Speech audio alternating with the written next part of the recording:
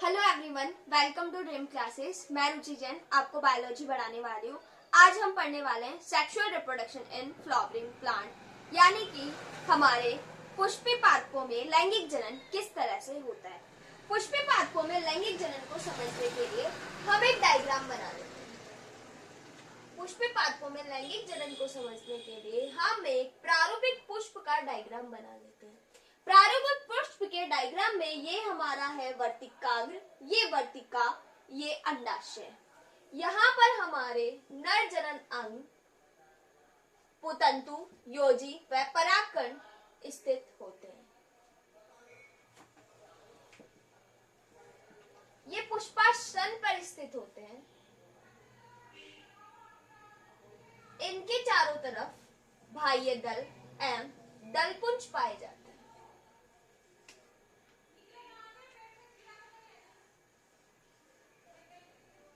That's clear? ठीक है।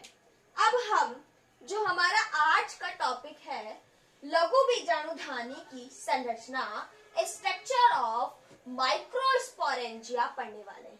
क्या पढ़ने वाले हैं आज हम? लघु बीजाणुधानी की संरचना, स्ट्रक्चर ऑफ माइक्रोस्पोरेंजिया। क्या पढ़ने वाले हैं हम? स्ट्रक्चर ऑफ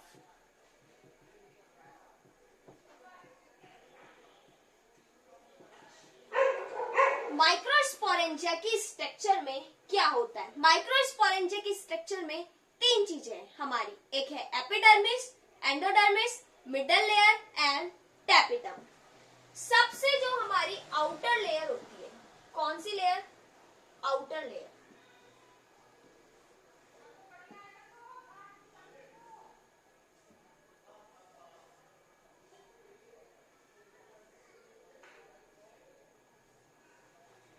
ये है हमारी एपिडर्मिस। क्या है ये हमारी एपिडर्मिस, जिसको हम क्या बोलते हैं? अधिचर्म। ये एपिडर्मिस क्या होती है? मोटी होती है। क्या कैसी परत है ये? एक मोटी परत है। एपिडर्मिस क्या है? एक मोटी परत है।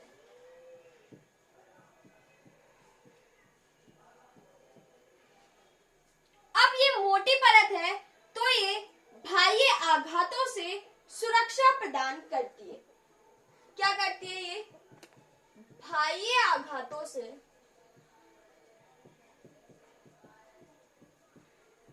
सुरक्षा प्रदान करती है।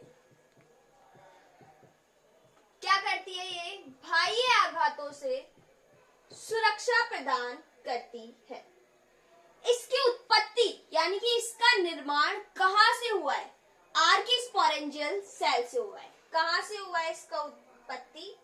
यह उत्पत्ति में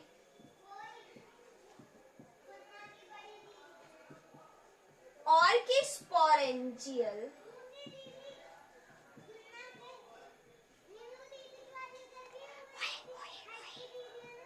नहीं होती है। और जो हमारा पूरा परागकण है वो उत्पत्ति में आर्किस्पोरेंजियल होता है। That's clear? ओके। अब हम देखते हैं आगे। अब हमारी एपिडर्मिस के बाद कौन सी लेयर आएगी?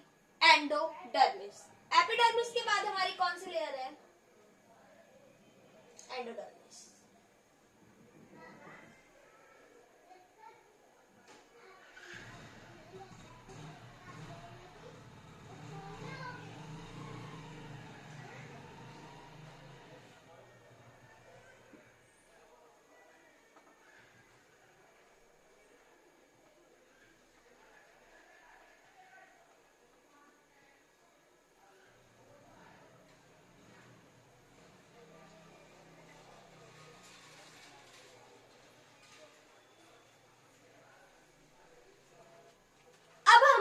एपिडर्मिस के बाद में कौन सी लेयर है हमारी? एंडोडर्मिस। कौन सी लेयर है हमारी? एंडोडर्मिस। इसके बारे में देखते हैं।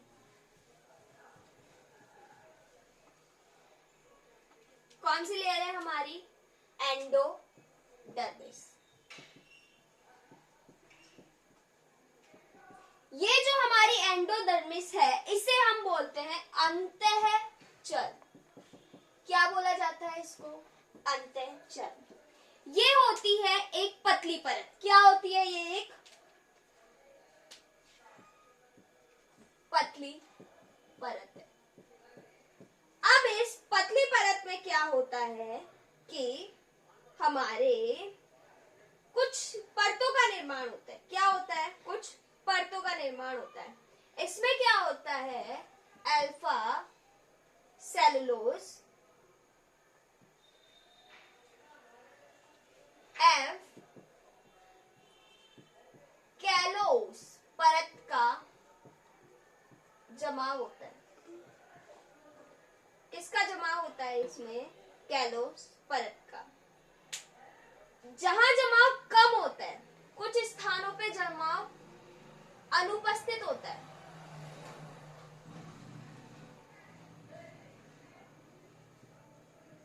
उनको हम क्या बोलते हैं? स्ट्रोमियम बोलते हैं।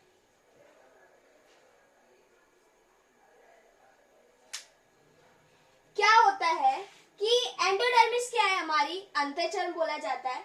यह एक पतली परत है जिसमें अल्फा सेलुलोज एंड कैलोज परत का जमाव होता है। जिन जिन स्थानों पर कैलोज परत या फिर अल्फा सेलुलोज की परत नहीं पाई जाती है या फिर अनुपस्थित होती है, उसे स्ट्रोमियम बोला जाता है। क्या बोला जाता है उसको? स्ट्रोमियम बोलते हैं। यही जो स्ट्रोमियम है। Hello everyone, welcome to Dream Classes. हम पढ़ रहे हैं स्ट्रक्चर ऑफ माइक्रोस्पोरेंजिया, लघु बीजाणु की संरचना। हमारे लघु बीजाणु की संरचना 4 भागों में विभक्त रहती है। पहला है हमारा एपिडर्मिस, दूसरा है हमारा एंडोथीसियम, तीसरा है हमारा मिडिल लेयर, चौथा है हमारा टैपिटम। हमारा एपिडर्मिस क्या होती है? हमारी सबसे बाह्य परत होती है जो कि हमारी बाह्य आघातों से सुरक्षा प्रदान करती है।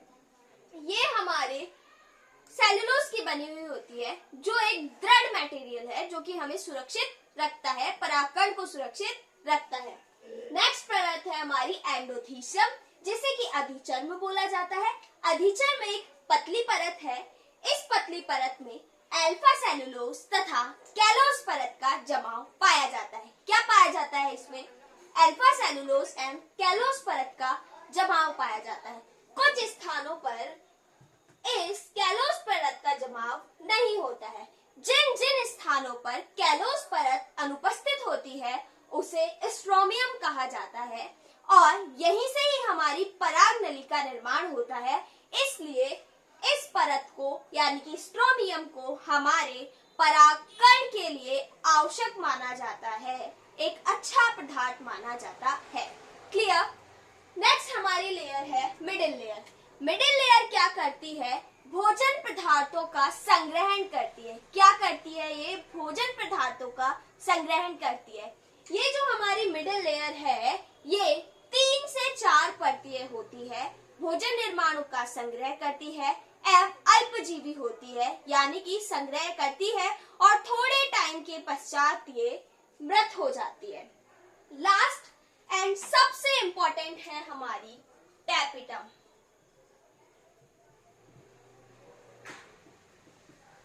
टैपिटम 2 प्रकार का होता है। टैपिटम क्या करता है? हमारे पोषक पदार्थों का निर्माण करता है, भोज्य सामग्री का निर्माण करता है जो हमारे परिपक्व हो रहे परागकण को पोषण प्रदान करता है।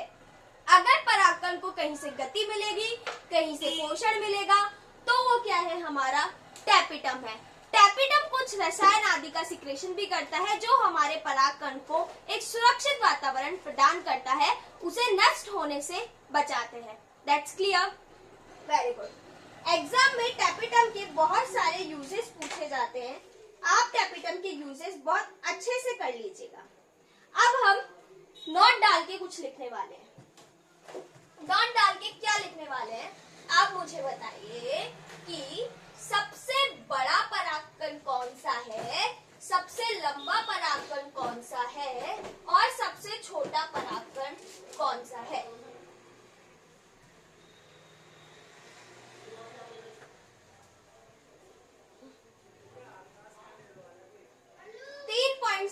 वाले हैं हम। 3 पॉइंट्स पढ़ने वाले हैं हम। वो 3 पॉइंट्स हमारे कौन कौन से? पहला है हमारा सबसे बड़ा परागकण। सबसे बड़ा परागकण किस में पाया जाता है? किस में पाया जाता है? हमारा मिराबिल्स में। किस में पाया जाता है? मिराबिलिस में। ठीक है, मिराबिलिस में। सबसे लंबा परागकण, यानी कि जो परागकण होगा ना, इसकी लंबाई बड़ी होगी, किस में पाया जाता है? हमारा जोस्टेरा में। किस में पाया जाता है? ये हमारा जोस्टेरा में। कुछ पादपों में पराग पिंड पाए जाते हैं। क्या पाए जाते हैं? कुछ पादपों में पराग पिंड। इंपॉर्टेंट है ये, इसीलिए नोट डाल के करवाया है। जो हमारे पराग नलिका होती है वो आपस में जुड़कर एक गुच्छेनुमा संरचना का निर्माण कर लेती है, उसको हम बोलते हैं पराग पिंड। ये पराग पिंड हमारे किन में पाए जाते हैं? हमारे क्लॉस्ट्रोपिस। किसमें पाए जाते हैं हमारे पराग पिंड? क्लॉस्ट्रोपिस में पाए जाते हैं, जिन्हें कि हम ट्रांसफर उपकरण भी कहते हैं। क्या बोलते हैं हम इन्हें? ट्रांसफर उपकरण भी कहते हैं। अब हम देखने वाले हैं स्ट्रक्चर ऑफ पॉलन ग्रेन। क्या देखने वाले हैं हम? Structure of pollen grain. परागकण की संरचना कैसी होती है?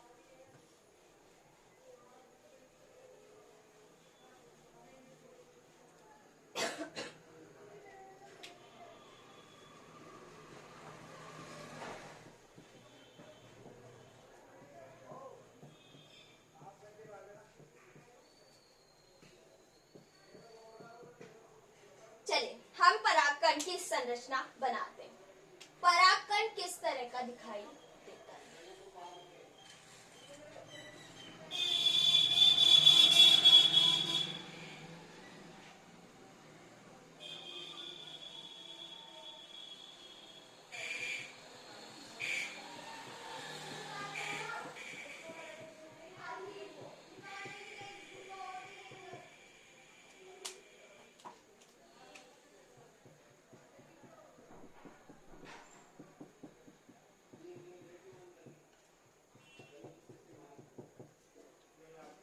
ये हमारा बाह्य चोल,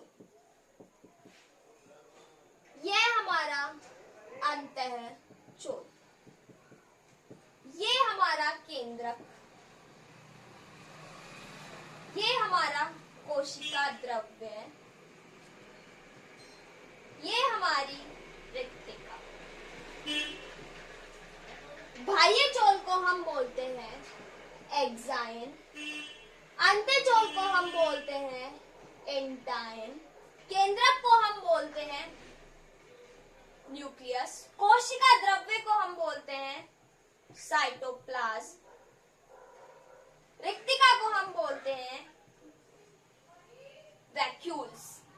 अब क्या होता है हमारे बाह्य चोल में, क्या होता है हमारे अंतःचोल में, क्या हमारा काम करता है केंद्रक, कोशिका द्रव्य एवं रिक्तिका। बाह्य चोल परागकण में एक मोटी परत है और सबसे बाह्य परत है। क्या पॉइंट लिखेंगे आप? बाह्य चोल परागकण में सबसे मोटी परत है एवं सबसे बाह्य परत है। बाह्य चोल पर एक जटिल कार्बनिक पदार्थ, क्या? एक जटिल कार्बनिक पदार्थ। जटिल कार्बनिक पदार्थ का नाम क्या है? स्पोरोपोलेनिन। एक जटिल कार्बनिक पदार्थ स्पोरोपोलेनिन का जमाव पाया जाता है। ये स्पोरोपोलेनिन एक जटिल कार्बनिक पदार्थ है जो कि आज तक ऐसा कोई केमिकल नहीं बना जो इस स्पोरोपोलेनिन को नष्ट कर सके। यानी कि ये स्पोरोपोलेनिन बाह्य चोल या फिर हमारे पॉलन ग्रेन परागकण की सुरक्षा करता है। अगर स्पोरोपोलेनिन नष्ट होता है तो ही परागकण हो पाता है, यानी कि इसी से तो परागनली बाहर निकलेगी, नहीं निकल पाएगी तो हमारा परागकण नहीं हो पाएगा। जिन जिन स्थानों पर स्पोरोपोलिन का अभाव होता है उन्हें हम जनन छिद्र कहते हैं। एक प्रारूपिक परागकण में 3 से 4 जनन छिद्र पाए जाते हैं। इन जनन छिद्रों से ही पराग नली का निर्माण होता है। एंटाइन, एंटाइन हमारी भीतरी और एक पतली भित्ति है। क्या है हमारा एंटाइन? एक भीतरी एवं पतली भित्ति है। इसमें क्या होता है कि सेलुलोज और पेक्टिन का जमाव होता है। एंटाइन में क्या होता है? हमारे सेलुलोज और पेक्टिन का जमाव होता है। अब ये क्या करता है? सेलुलोज और पेक्टिन पॉलन किट बनाते हैं। पॉलन किट यानी कि पराग कणों को अपनी तरफ आकर्षित करते हैं, जो कि परागण की प्रक्रिया को संपन्न बनाते हैं, इजीली बनाते हैं। ये पॉलन किट येलो कलर के और अट्रैक्टिव होते हैं। ठीक है, अभी हम इसके यूजेस देखेंगे। उससे पहले हम देख लेते हैं, एक रिक्तिका पाई जाती है, कोशिका द्रव्य पाया जाता है एवं केंद्रक पाया जाता है। अब हम देखेंगे इन पॉलन किट के यूजेस क्या होते हैं। That's clear? ओके।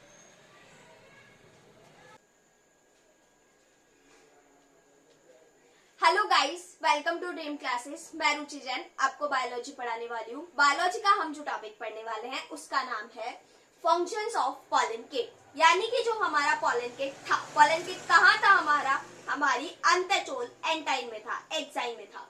ठीक है, अब ये पॉलन किट है, इसके क्या फंक्शन है, क्या काम करता है, ये यूजेस क्या है इसके? क्लियर? परागकणों की सुरक्षा करता है, यानी कि प्रोटेक्शन ऑफ पॉलन ग्रेन करता है। अब ये किस तरह से हमारे परागकणों को सुरक्षा प्रदान करता है?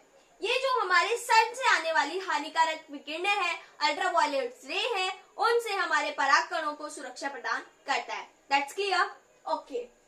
परागकण कीटों पर चिपकाना, यानी कि जो परागकण है वो कीटों की जैसे विंग्स हैं, उनके पैर हैं, उनके है ना, वहां पर चिपक जाए, ताकि कोई भी हमारा एक कीट होगा,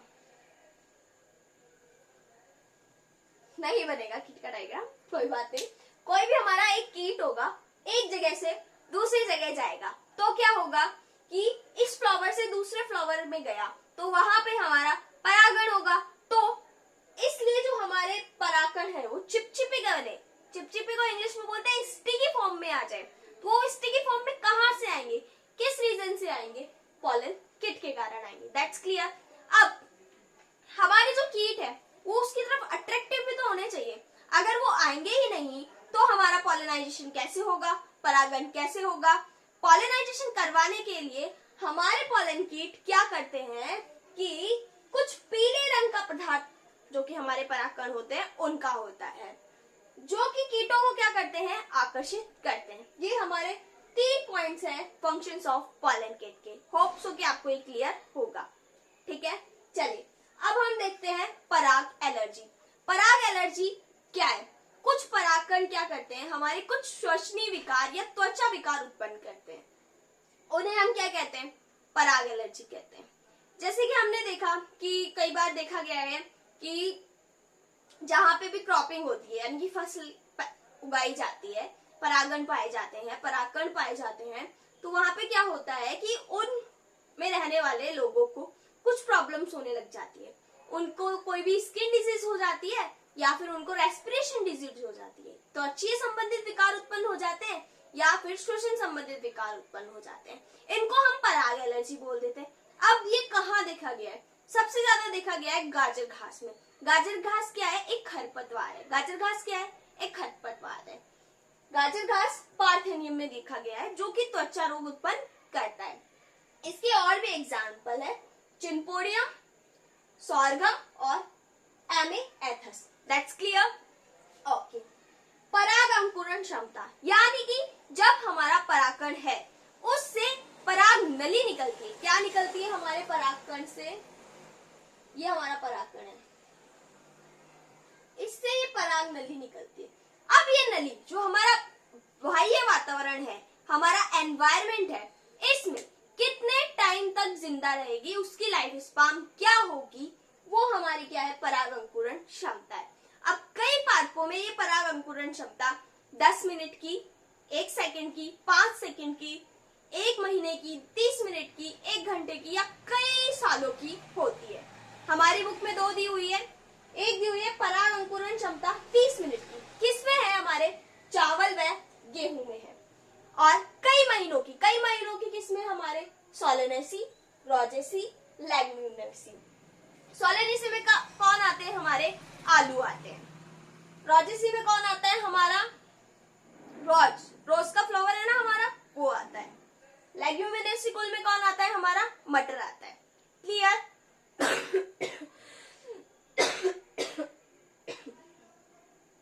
चलिए अब हम हमारे देखते हैं पॉलन प्रोडक्ट्स। पॉलन प्रोडक्ट क्या करते हैं कि बहुत ऊर्जा प्रदान करते हैं। अब किस तरह से ऊर्जा प्रदान करते हैं? जो हमारा पॉलन ग्रेन है उसके अंदर पोषक तत्व प्रचुर मात्रा में पाए जाते हैं। जब पोषक तत्व प्रचुर मात्रा में पाए जाते हैं तो ये हमें एनर्जी प्रदान करते हैं। तो बहुत सारे हमारे जो खिलाड़ी लोग हैं या फिर जो हमारी पश्चिमी देश हैं वो इनका यूजेस करते हैं। किस लिए यूज करते हैं? ताकि उनके शरीर में ताकत आए, ज्यादा ताकत आए। और मार्केट में बहुत सारे पॉलन प्रोडक्ट्स मिलते हैं। आपकी जो एनसीईआरटी की बुक्स है उसमें बहुत सारे पॉलन प्रोडक्ट्स की इमेज दी हुई है। तो एनसीईआरटी की बुक्स का चैप्टर नंबर 2 खोलिए और देखिए कि वहां पे किस तरह के पॉलन किट्स है। होप सो कि आपको ये समझ में आया होगा।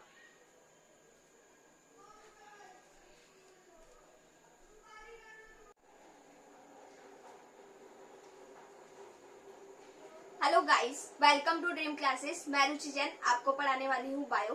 अब हम देखने वाले हैं डेवलपमेंट ऑफ मेल गैमेटोफाइट, यानी कि परागकण से पूर्व परिवर्तन किस तरह से होता है। लेकिन उससे पहले आपको पता होना चाहिए कि परागण क्या होता है। जो हमारे परागकण है वो हमारे परागकोश से निकलकर पुष्प की वर्तिकाग्र से होते हुए पराग नली का निर्माण करते हैं एवं अंडाशय में जाके निषेचन करते हैं। ये प्रक्रिया हमारे परागण कहलाती है। अब इसमें क्या होता है? परागण की प्रक्रिया कहाँ पर होती है? अपनी मातृ स्थान पर होती है। कहाँ होती है? मातृ स्थान पर होती है। ये जो हमारा पूर्व परिवर्तन है मातृ स्थान पर होता है, इसलिए इसे स्वस्थाने परिवर्तन भी कहा जाता है। क्या बोलते हैं हम इसे? परागण से पूर्व परिवर्तन को हम स्वस्थाने परिवर्तन भी कहते हैं। अब इसमें किस तरह से और क्या होता है ध्यान से सुनिए। इसमें क्या होता है? जो हमारा केंद्रक है वो क्या करेगा? विभाजन करेगा।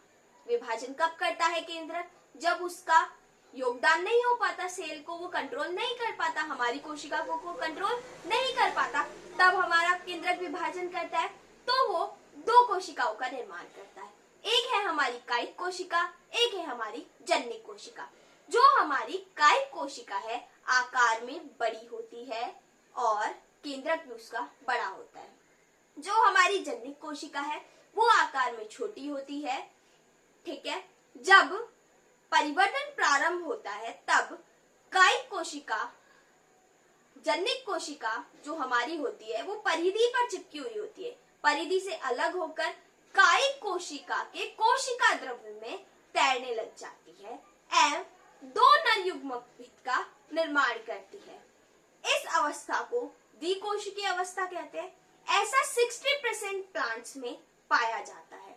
40% प्लांट में हमारा एक नर युग्मक यानी कि हमारी जन्निक कोशिका विभाजन करके 2 कायिक कोशिकाओं का निर्माण कर लेती है और एक हमारी कायिक कोशिका। तो क्या होता है? 3 कोशिकाओं का निर्माण हो जाता है। इसलिए वहां पर त्रिकोशिकीय अवस्था पाई जाती है। ये हमारा है परागण से पूर्व परिवर्तन। इसे अब हम डीपली डायग्राम से समझेंगे। एक बार मैंने आपको यहाँ समझा दिया है, दूसरी बार वापस मैं अभी आपको यहाँ समझाऊंगी। जिसको भी नहीं समझ में आया होगा उसको बहुत अच्छे से समझ में आ जाएगा। ठीक है, तो अब हम डायग्राम बनाते हैं हमारे परागण।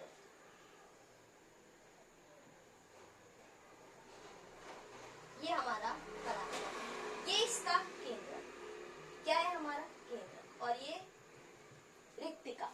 जब इस है संतुलन में नहीं होता, यानी कि जो कोशिका है उस पर नियंत्रण नहीं कर पा रहा होता, तो अब क्या होता है, ये विभाजन करने का, विभाजन करके ये दो कोशिकाओं का निर्माण करता है। एक कोशिका जो कि बड़ी, एक कोशिका जो कि आकार में छोटी, एक कोशिका जो कि बड़ी, एक कोशिका जो कि आकार में छोटी। और ये जो छोटी कोशिका है ये कहाँ से, परिधि से लगी हुई होती है। कहाँ से लगी हुई होती है, ये परिधि से लगी हुई होती है। ये जो हमारी, ये है हमारी कायिक कोशिका,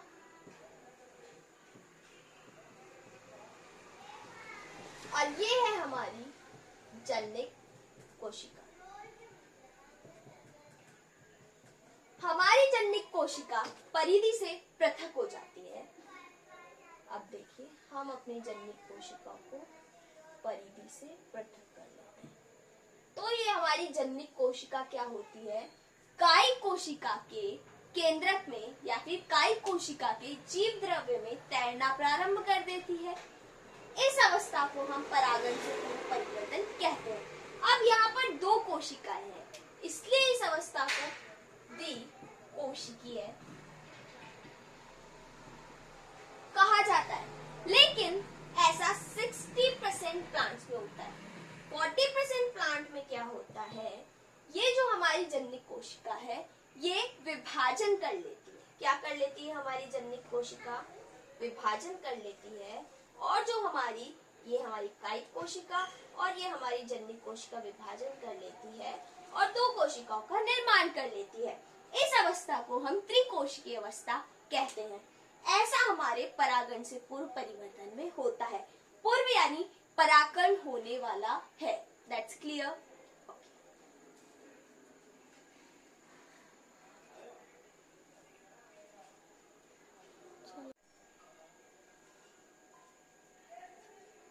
hello guys, welcome to Dream Classes. अब हम देखेंगे परागण के पश्चात परिवर्तन किस तरह से होता है।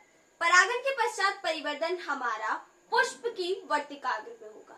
अब तक जो हमने परागण से पूर्व परिवर्तन देखा था वो पुष्प की वर्तिकाग्र पर नहीं हो रहा था।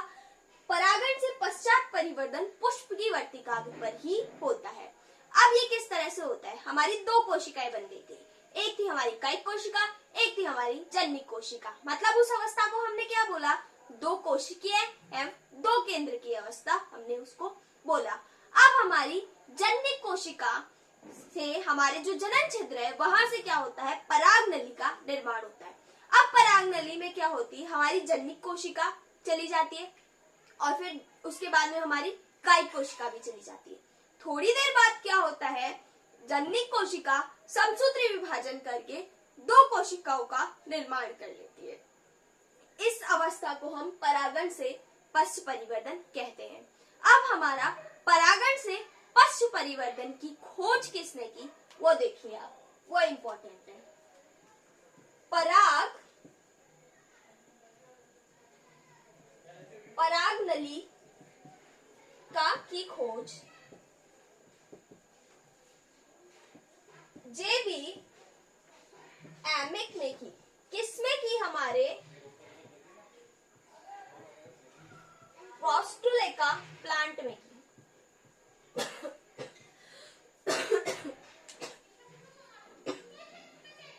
अब हम देखते हैं जो हमारी परागनली है, हमारी परागनली की खोज किसने की, जेबी एमिक ने की। और किसमें की, प्रोस्टुलेका प्लांट में की। अब हम इस चीज को डायग्राम से समझते हैं कि परागण के पश्चात परिवर्तन किस तरह से होता है। दैट्स क्लियर, ठीक है। अब हम स्टार्ट करते हैं किस तरह से होता है।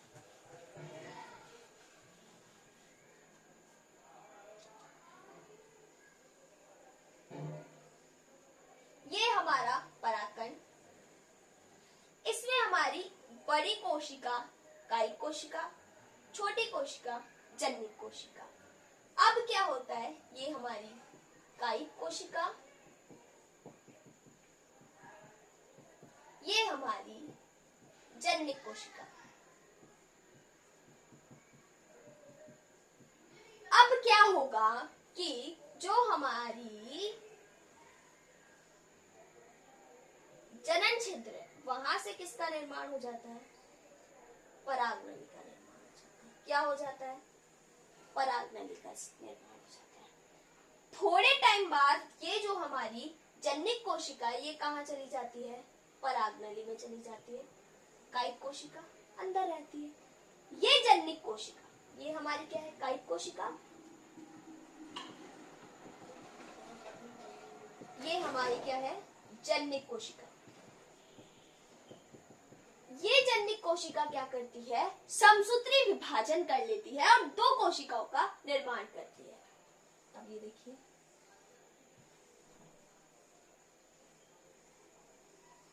दो कोशिकीय अवस्था बन जाती है। फिर ये हमारी इस तरह से first, second, third and third में क्या होगा कि जो हमारी कायिक कोशिका है ना, वो भी इस पराग नली में प्रवेश कर जाएगी। तो ये यहाँ कितनी कोशिकाएं हो जाएंगी? 3। और अब जो भी आगे की प्रक्रिया होगी, अगर परागण होता है, निषेचन होता है, तो हम आगे की प्रक्रिया पढ़ेंगे।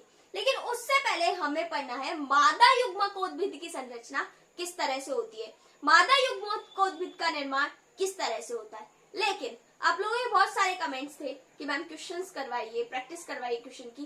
तो हमारा नर युग्मकोद्भिद कंप्लीट हो गया है, यानी कि इस चैप्टर का एक पार्ट कंप्लीट हो गया है। तो हमने जितना अभी तक पढ़ा है उनके हम न्यूमेरिकल्स कर लेते हैं। That's clear.